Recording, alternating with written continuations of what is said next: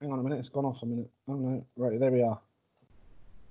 Right then, Lee Ashby here from BSMA Motocross Memories, and I'm here today with the man himself, British motocross legend, Mr. Greg Hanson. How are you? I'm good, thanks. All good.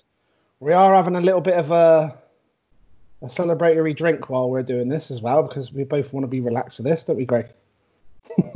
Right, and it's after 6 o'clock, so yes, we are. Yeah, so we're allowed to be adults. Right, cool. So obviously I've got some questions from some of the people on these groups. Obviously some of them have tried some cheeky questions as well, which I have spoke to you about in advance. I'm not literally throwing it at you now, directly now, so you do know about them a bit. So we'll get straight into it then. I've got an AD Porter. He said, who were or are your mates in the motocross world apart from riders? And any characters in the pits of your area you can tell us about? So it's a bit of a double question there by the looks of it. So who were your mates in the motocross world apart from riders?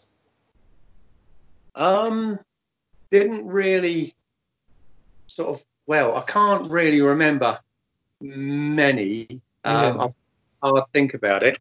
Okay. And I've got people that I'm still friends with now. Are John Goff, a good friend that I've been friends with for many, many years. Yep. And Andy Lee from Ellsworth. Oh yeah, I remember Andy Lee. Yeah. Friends with throughout my career. I would say Charlie Ford Nellis, that, as I said in my question and answer, was became my father figure for many years, who I'm still in contact with. Yeah. And more recently, over the last few years, a guy called Nigel Ledbetter, who I've looked after his son for the last 5 years, but me and Nigel have become very good friends. He's a very, very genuine guy that I spend a lot of time with. So, it's very difficult when you're motocrossing, to sort of, how would I say, friends you don't have time for, sort of thing, and you're in the fast lane. Yeah, you're in the fast lane a bit. He said legends. Is it legends he asked for, or people that stood out in that? Yeah, he said about were there what characters in the pits in your era? Can you tell us about any characters from your time in the pits? There's one that really stands out, and that is Dirtman. And Dirtman is Russ Jarman's dad. Oh, right, okay. I remember Russ Jarman. And character, and the things that he used to talk about and we used to get up to was incredible. And if you know Dirtman, you'll understand why Russ Jarman is like he is. It's okay. it's in his genes without a doubt. So that's the people that I'm sort of still friends with. John Goff is George Goff's dad, and he's the one that will supply the KX500 for me to ride later in the season. Oh, yeah, you remember you mentioned about that. Yeah, that's cool. Yeah, just in case anyone's trying to adjust their thing or anything, this is actually the colour I am. It's not fake tan or anything. I've literally got burnt today at work again. So in case anyone's looking at me weirdly, I look like a conker. Anyway, right. I've got a question from Sean Graham. How old was Greg when he started racing, and what bike did he ride? You remember that one? I do, yeah. I can remember that far back. I was 12 years old when I started. I had my first race, and I rode a Rickman Zundap 100 in the intermediates. Yeah. And the reason for that is my dad ordered a bike from Doug Wheeler. It was 100 Yamaha. Yeah. And it hadn't arrived, so he loaned us this Rickman Zundap that I rode at Stanlake. Oh, okay. The old Rickman Zundap. Yeah. Only one meeting, but then I got the Yamaha shortly after that. There That's you go. cool. I actually started at 12 as well. There you go. See, we've got something else in common. Right, I've got one from a Simon Pardo. He's put, I've always rated Greg and was a huge fan back in the 80s. My question would be, what did Thorpey say back to you when you apologised for beating him? I remember that was, you spoke about that, didn't you? That was his long run of wins, wasn't it, in the British Championship? Is that right? Yeah. He had nearly gone 2 years undefeated in the British Championship. And it was Cornwall. And after the race, he just come up to me and said, "Well done, you deserved it." And like, I didn't really know him that well. Okay, at the time. You know, and you were, yeah. And it was I remember the race so clearly. Yeah. Cool. It was a whole shot. Yeah. And I think DT was in about 6th or 7th, and he got to me with 3 laps to go. Okay. And with DT, you would normally say, "Well, that's it." But I had in my mind, no, I can do this for 3 laps. Yep. And it was the most amazing 3 laps. He did come alongside me once, and I thought, no, I mean, you would go into the corner and, let's say, go on, and I just thought, no, 3 laps left, I'm going to do this. Yeah. And I just put everything into it, and I've done it. And I remember going in the last corner with a downhill right-hander to the finish, and I thought, he's not passing me now. And I just hit this corner with a berm so hard. Yeah. I thought I could just destroy it all now, you know, and it worked, and I just went over the line, and I just could not believe it. I could not believe it, and it was something else. Really, really was good. So the story was then he said to you, he come over to you and said, "Well done, you deserved it," and then you apologised. Is that right? I apologised. I said I apologised first. I said sorry. Okay. Sorry, Dave. He said, "Look, mate, you deserved it. Well done. That was a good race." And it was. That was nice. Then that was nice. And it done well, and just I didn't really speak to many of the top guys. You know, then I was up and coming, and it took a long time to get established, and I was 22 at the time, and it was. You know, my sponsor said, "Look, you've got to pull something out of the bag tomorrow, because you know it's going to be, you know, the 500 scene is not happening." Yeah. Funny enough, I slightly pulled that one out of the bag then. It sorted things out for a long time, to be fair. But, did it? Yeah, that's brilliant. Isn't it? It was a very memorable day. So did you actually? Was you in awe of him then? Like, he was sort of like a hero for you as well. Of course, yeah. It was a man, and you know, you almost say, like, why are we in this sport while this man that, you know, demoralises everybody, we're in there with him. Yeah. I had the race worked out that I had the chance of winning this, and I just thought, I'm going to put everything into these last 3 laps, you know, and I was probably on form that day. It was a track that suited me, and you know, the whole shot helped, and it took a long time to get to me, so it was just a good race. It was a really good race, and I'll remember it forever. That's pretty cool. That's a cool memory, that is. That's a real cool one. Right, my next one's from the man. Oh, hello. Sorry, I've got to just top up a little bit. From the man from Perry Leask. Oh yeah. Does Greg still drink Pernod Black, and does he still love me? Well, the answer to that one is Yes. He is now, anyway. And yes, I do. And you do love him. I do love him. Yeah. It's why he said that is because he knows the story with me. When I get properly hammered on this stuff, Yeah. I go round the guys that I'm like that with, and I just repeat that I love them. I've done this with Perry. We was out one night, I see, yeah. and I know that I've gone, Perry, I love you.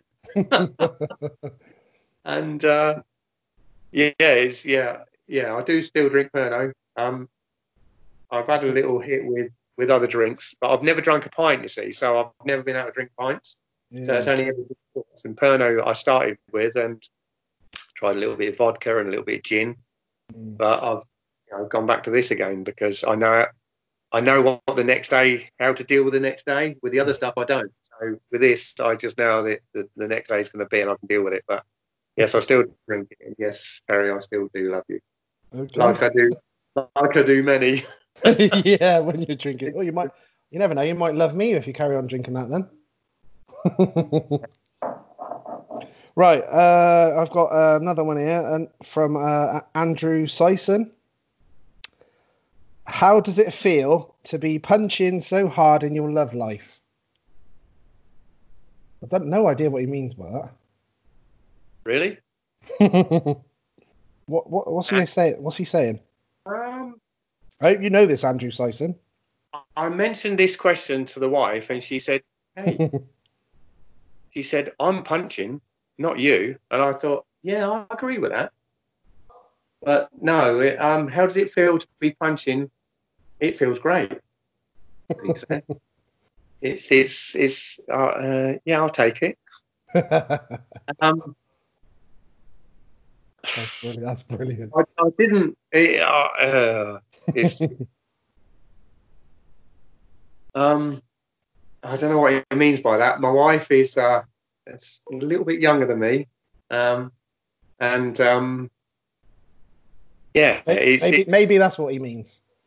Yes. Yeah, it's good. It's all right. It's all right. So I still do have to live with it 24/7. You know, it's not easy. She's with a legend, so. No, she's not. She can play. She can kick a ball. You know, so she's a legend in her own right, also. But yeah, we're gonna get there in a minute. He's no, it's. I'll take it. Actually, it's all right. It's okay. Fair play. Right, I've got Delaney Hanson. So is this a relation? This is my nephew, yes. My mechanic, he was my sort of mechanic and pit boarder and stuff for some years of my racing. So yeah, we're close. Okay. Sounds like he wants to ask you a question here. I think he might know the answer to it. That's why he's asking you. Have you ever vaulted down a marquee bar the night before the Ken Hall International meeting? And details, please. He knows this. He knows the answer to this because I've told him and he was there. I was in the marquee at the Ken Hall. Yep. And I had a drinking partner that night. This was the problem. And it was someone you might know. It was Graham Noyce. Oh. And we were drinking. And I think Delaney was there, as a few of my other supporters. And I'd had one or two too many. It was just the fact of being with Graham and like, whoa, you know, and drinking with him and trying to stay up with him. Yeah. And I said to Delaney, I said, I'm going up that, I can climb up that marquee and I can get down the other side. And he said, really? Yeah. I said, I'm going to do it. So anyway, they all stayed there. And I went outside and I got up this marquee and they saw me climbing up it. And I went down the other side. I slid down the other side. But what I'd done, I knocked all the optics off of the bar because I went down by the bar and I knocked all the optics over. And I went, I fell off the end and I just ran as fast as I could through the pits to lose myself, and I got away with it. So no one ever knew about that. But yeah, it was an interesting night. And the next day, funny enough, it was the practice. I said to my supporters and what have you and crew, I said, look, I don't think I'm going to be able to ride today. So I don't feel very well. Oh dear. Practice for some reason was delayed for an hour, and I just sort of like made the most of that hour, got myself up together, had something to eat, and I went out for practice and wobbled around. Yeah. And I rode for the day, and it was the best day I've ever had at the Kent Hall. And I won it that day. It was I know my main competition was Neil Shepherd that day, and I'd done him that day, but I was absolutely completely hungover, and that day was just, it was magic, a magic day. That Ken Hall, was that the one that was always at was it Langrish? Languish, yeah. I think they started using it in the schoolboys a bit more when I remember going there as well. Right, memorable day or weekend. That's brilliant. Right, I've got one more from someone else. I've got Wes Green. And he said, why is Greg known as Bert, and where did it originally come from? I'm known as Bert because this goes back quite a few years. Me and my brothers were on the farm, and my older brother Keith ran a mechanical repair business. Yeah. I had a Mitsubishi Shogun 4x4 that he'd sold me. I think he'd sold me. And the engine went wrong. So we found this engine out of a saloon car. Okay. So I went to put it in, and all the bell housing bolts, nuts and bolts were completely different. So I filed and grinded and everything and put these nuts and bolts through it, and it looked a right mess. Oh dear. I took it out for a drive, and it drove beautifully. And Rick, who my younger brother, who was a mechanic there, and he just said, "You are such a bodger." He said, bodging Bert, and that's where it comes from. He said, "You're a bodging Bert," and and it stuck for years. You know, a lot of people now call me Bert, but that's where it come from. I actually bodged this engine into this gearbox that shouldn't fit, but I made it fit, and it worked. And I've drove it for a long time, and it was really good. So I was quite impressed with myself with that one. It don't always work, but sometimes it does. That's how you got that name, then? How I got that name. All right, okay, fair enough. Right, I've got a load of questions that I've put together as well for you. So we'll crack on with a few of those. I've got here, how did it come about that you used the British flag on all your helmets, and why was that? Well, when my cousin Ken Hanson started racing, he used to race with just the red cross across his helmet, which was the St George's Cross. Yeah.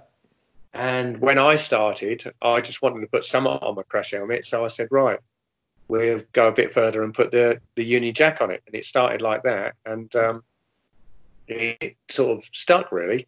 Yeah. And I'm a very patriotic guy anyway, so I just quite like putting the Union Jack on my crash helmet. So yeah, that's how it came about from Ken Hanson, really.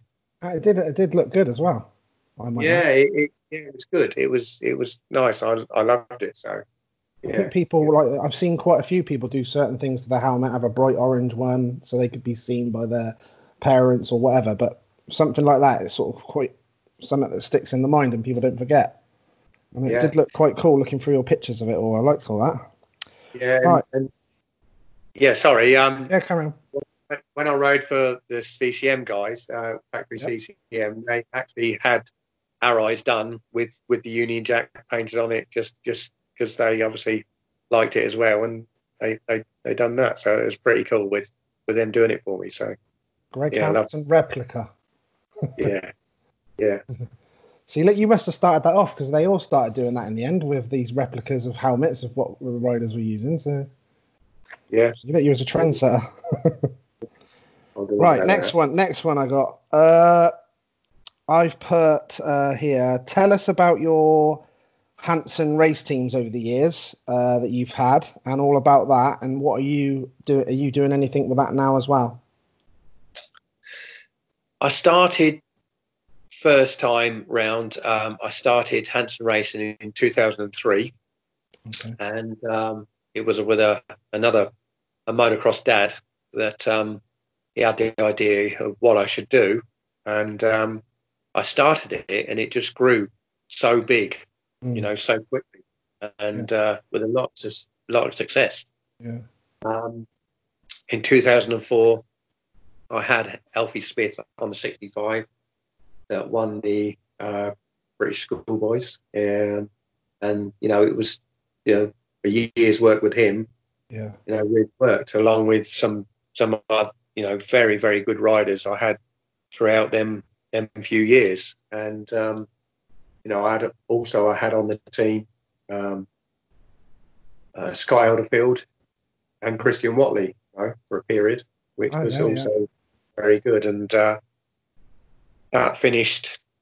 I had difficult times in sort of leading up to sort of 2008, where I was going through divorce, and that's what stopped this sort of team thing happening.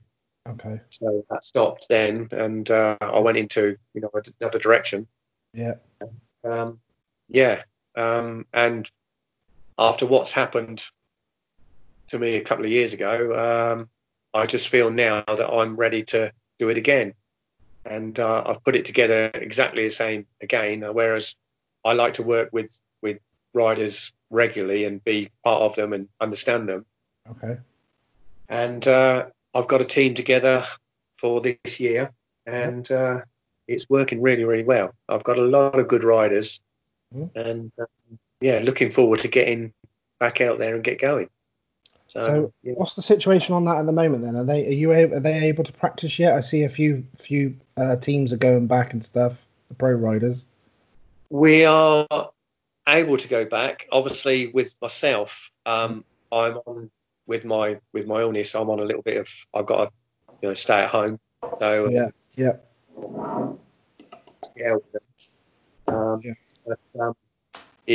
soon as I'm able to get back out and be with them, I will, because as you can imagine, they're all chomping at the bit to get out riding.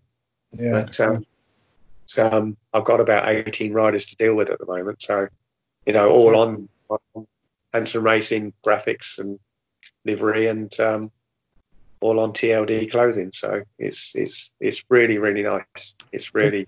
Are they all on the same manufactured bikes, or is it?